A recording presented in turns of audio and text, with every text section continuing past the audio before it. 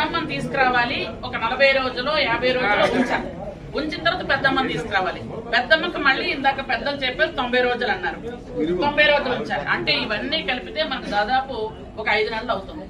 5 నెలలు అవుతుంది కాబట్టి అందరూ పండుగ ఒప్పుకున్నారు కాబట్టి చిన్నమ్మని మన నవంబర్లోనో డిసెంబర్లోనో తీసుకొచ్చేసినట్టయితే, ముఖ్యంగా నవంబర్లో తీసుకొస్తే అంటే ఈ పండగ అనగానే అందరూ నాకు ఫోన్లు అదే కొత్తమ్మ చిన్నమ్మ ఓకే కొత్తమ్మని మనం నవంబర్ లో ఇలా తీసుకొచ్చినట్టయితే, ఎందుకంటే ఈ పండుగ అనగానే నాకు చాలా దగ్గర నుంచి ఫోన్లు వస్తున్నాయి. మా పిల్లలకు పరీక్షలు అయ్యాక పెట్టండి అంటే మీరు గెలిచిన వెంటనే చేస్తానన్నారట. పిల్లలకు అంటే లేదు అలాగే చేస్తామని చెప్పడం జరిగింది. అందుకనే ఏప్రిల్ ఎండింగ్ లోనో మే ఫస్ట్ వీక్ లోనో పెద్దలందరూ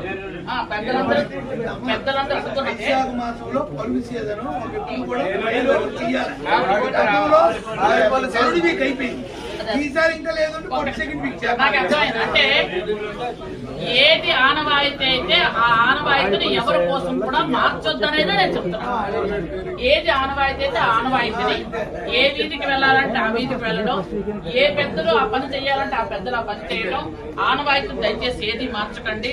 ఎందుకంటే ఇందాక పెద్దలు కొంతమంది బాధపడ్డారు, కరెక్టే. ఎందుకంటే ఆనవాయితీ తప్పిన తర్వాత ఏవో అపశృద్ధులు జరగటం, కరెంటు పోయింది, అది మాత్రం అందరం బాధపడ్డాం. లాస్ట్ టైం కరెంట్ పోయిన తర్వాత నేనైతే వెంటనే పిల్లల్ని మా ఫ్యామిలీ అంతా తీసుకొని మహానాడికి వెళ్ళిపోయాను. ఎందుకంటే అమ్మవారిలో దండం పెట్టుకొని పరిగెత్తాం. ఎందుకంటే ఎక్కడ ఎవరికే కరెంట్ లేదు, నీళ్లు లేవు, అయిపోయింది. ఈసారి అలా కాకుండా, ఎందుకంటే మీ అందరి దయ వల్ల మనం ఇక్కడ ఒక అధికారంలో ఉన్నాం. ఖచ్చితంగా నేను అధికారులతో మీటింగ్ పెట్టుకోవడం, మాట్లాడుకోవడం, ఆ 3 శాఖలతో సమన్వయం చేసుకుంటే నా బాధ్యత వదిలేయండి. కరెంట్ ఎప్పుడు తీయాలి, ఎప్పుడు ఇవ్వాలి, వాటర్ ఎలాగ ఇవ్వాలి, శానిటేషన్ ఎలా చూసుకోవాలి, ఇవన్నీ కూడా నేను మాట్లాడి మనందరం కూడా కోఆర్డినేట్ చేసుకుంటూ వెళ్దాము. అలాగే అమ్మవారి పండగకి కావలసినటువంటి అన్ని వనరులు మనందరం సమకూర్చుకుందాం, చూసుకొని జాగ్రత్తగా చేద్దాం. అలాగే ఇంత కొంతమంది పెద్దలు మాకు కొంత ఆర్థిక సహాయం కావాలి అని అడుగుతున్నారు. అంటే అది అమ్మవారి పండగ కాబట్టి మీ శక్తి కొలది మీరు చెయ్యండి. మీ శక్తి దాటిపోతే ఖచ్చితంగా కమిటీ ఇస్తుంది, దానిలో తేడా లేదు. ఎందుకంటే ఇంత కష్టపడి మనం అన్ని కార్యక్రమాలు చేస్తున్నప్పుడు ఇందా పెద్దలు కొంతమంది చెప్పారు 1.5 అవుతుంది. 1.5 ఖర్చు పెట్టినప్పుడు 5,000 10,000 ఇవ్వడానికి ఏముంటుంది చెప్పండి. అందరం కలిపి చేసుకుందాం. కాబట్టి ఎవరికైనా ఏదైనా కష్టం అనిపిస్తే, ఎందుకంటే కొన్ని వీధులు కొన్ని చెయ్యాలి, అవి ఆచారం కాబట్టి వాళ్ళు ఎంతవరకు చేయగలరు అంతవరకు చేయండి, మిగిలిన చేద్దాం. అవన్నీ ఇప్పుడు మాట్లాడుకోవాల్సిన అవసరం కూడా పెద్దగా లేదు. ఎందుకంటే మనం మళ్ళీ ఇంకొక మీటింగ్ పెట్టుకొని ముహూర్తం పెడతారు రాజుగారు. ఎందుకంటే అందరూ మన ఆధ్వర్యం అంటాం కాదు, రాజుగారి ఆధ్వర్యంలోనే ఈ పండుగ జరుగుతుంది, ఆయన ఆధ్వర్యంలోనే జరగాలి. ఆయన జనాలే ముఖ్యం. మన అందరం ఏంటంటే ప్రేక్షక పాత్రే. మనందరం కూడా ఓకే ఎక్కడ మీటింగ్ పెట్టినా మాకు సమ్మతమే. నన్ను ఏ రకంగా ఎలా చేయమన్నా నేను చేయడానికి అన్ని విధాలుగా, అధికార పరంగా కానీ ఫైనాన్స్ పరంగా కానీ ఏ విధంగా నేను చేయడానికి రెడీగా ఉన్నానని, అలాగే ఏ అల్లర్లు లేకుండా, దయచేసి ఏ అల్లర్లు లేకుండా మొత్తం అందరినీ కూడా కొంచెం జాగ్రత్తగా మనం చేసుకోవాల్సిన అవసరం కూడా ఉంది. ఎందుకంటే మనం ఎక్కడెక్కడి నుంచో వస్తారు. లాస్ట్ టైం కూడా మనం తిట్టుకుంటూ వెళ్ళిపోయారు, మీ పండగకి మళ్ళీ మమ్మల్ని పిలవకండి అని. మా చుట్టాలం అయితే అదే అన్నారు, మళ్ళీ మీ పండగకి పిలవకండి. ఎందుకంటే అందుకోసం అలాంటి కొత్త పండగ చేసుకున్నాం.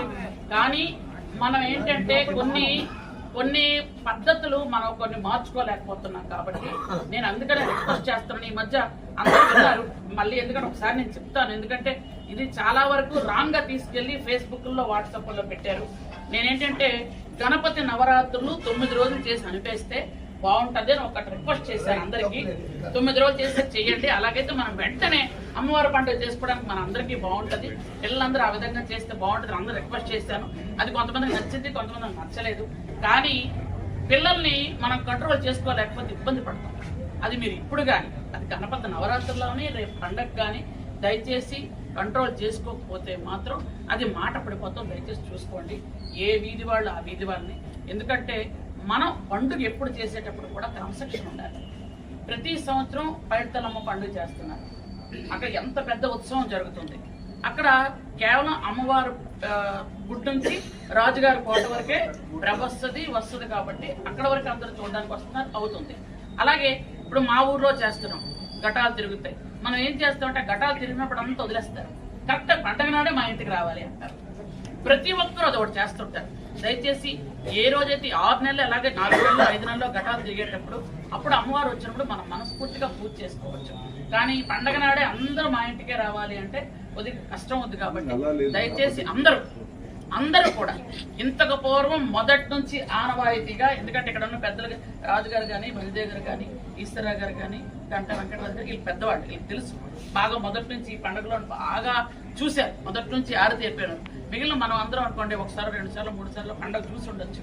కానీ పండగ దాని తాలూకా విధి విధానాలు ఏదైతే మొదటి నుంచి మనకు ఆచార వ్యవహారాలు ఉన్నాయో వాటిని కట్టుదిట్టంగా పాటిద్దాం. ఈ రోజు సంధ్యారాణి మంత్రి కాబట్టి ఆ వీధిలో కోసం అమ్మవారిని తీసుకొద్దాం అనడానికి లేదు. ఎలాంటి వాళ్ళైనా ఎవరైనా మన గొప్ప కాదు, అక్కడ మన ఆవిడుంటేనే మనం. కాబట్టి ప్రజలందరూ ఒకటే అమ్మవారి పండగ. కాబట్టి మనం ఏ వీధిలోకి ఎలా వెళ్ళాలి, ఏ వీధి వాళ్ళు ఏం తేవాలి, ఏ వీధి వాళ్ళు ఏం చేయాలి అన్నది మళ్ళీ ఇంకొకసారి కూర్చొని మాట్లాడుకొని, ఎందుకంటే ఇంతమందిలో కొన్ని మాట్లాడలేరు కాబట్టి ముఖ్యమైన వాళ్ళు కొంతమంది కూర్చొని పెద్దలు ఆ కమిటీ వేసుకొని, ఎందుకంటే ఇందాక పెద్దలందరూ కూడా బాగా చెప్పారు. ఎందుకంటే ఎక్కడెక్కడ ఇంతకు ముందు స్థలాలు ఉండేవి కరెక్టే, ఇప్పుడు అందరూ ఇల్లులు కట్టేశారు. ఆ స్థలాలు కూడా కొంచెం తక్కువ ఉన్నాయి, వీధులు కూడా కొంచెం కంజెస్టెడ్ అయ్యాయి. కాబట్టి ఇవన్నీ చూసుకొని ఏది ఏం జరిగినా మనం వచ్చే సంవత్సరం అమ్మవారి పండుగ అందరం చక్కగా చేస్తున్నాము, చెయ్యాలి. ఎందుకంటే అమ్మవారి కృప మన సాలూరు మీద ఉండాలి. గత 5 సంవత్సరాల క్రితం చేయాల్సింది కరోనా 3 ఏళ్లు, ఆ తర్వాత వివిధ కారణాల వల్ల మనం మానేసిన. ఈసారి మనం అంగరంగ వైభవంగా అందరి సహకారంతో కన్నుల పండుగ చేసుకోవాలని, దానికి కావలసినటువంటి ఎటువంటి సహాయ సహకారాలైనా నేను అందిస్తానని మరొకసారి మీ అందరికీ థ్యాంక్ యూ వెరీ మచ్.